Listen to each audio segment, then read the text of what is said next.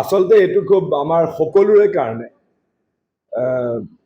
বৰ লজ্জাজনক এইকাৰণে যে MLA হওক মন্ত্ৰীয়ে হওক তেওঁলোকে আজিকালি দেখোন কিবা সামন্তবাদী প্ৰভুৰ দৰে কথা ক'বলৈ আৰম্ভ কৰিলে।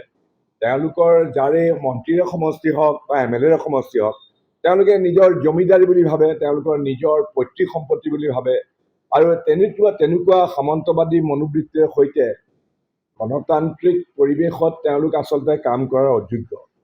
মই আচৰিত হৈছোঁ যে যিজন বিধায়কৰ কথা কৈছে বিজেপি দলৰ বিধায়ক জিতু গোস্বামী ডাঙৰীয়া, এনেকুৱা ধৰণৰ কথা ক'ব পাৰে। ডাইৰেক্টকৈ এইটো কথা ওলাই পৰিছে যে ডক্টৰ হিমন্ত বিশ্ব শৰ্মাৰ সাংগু পাংগু তেওঁলোকৰ যিবিলাক মানে শাসন কৰা দলটোৰ যিসকল বিধায়ক তেওঁলোকক গৰম ভাতৰ ধোঁৱাই খাইছে আৰু তেনেকুৱা ধৰণৰ কথা ক'বলৈ আৰম্ভ কৰিছে। মোৰ ক্ষেত্ৰতো ব্যক্তিগত পৰ্যায়ত তেনেকুৱা হৈছে।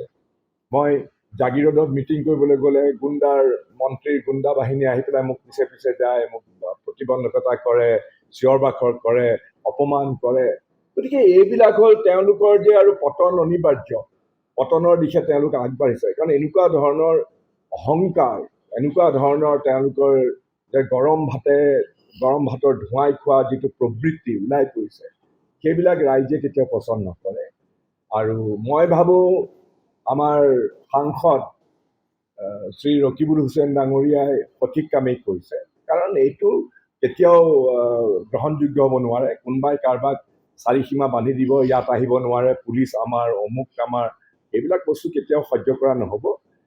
মই এতিয়া যিকোনো MLA যিকোনো হেৰিতে মই যাব পাৰোঁ, কেলৈ নাযাম? এইখনত কোনোবাই মোক বাধা দিব পাৰিব নেকি? গতিকে এইবিলাক কথা কেতিয়াও সহ্য কৰা নহয়।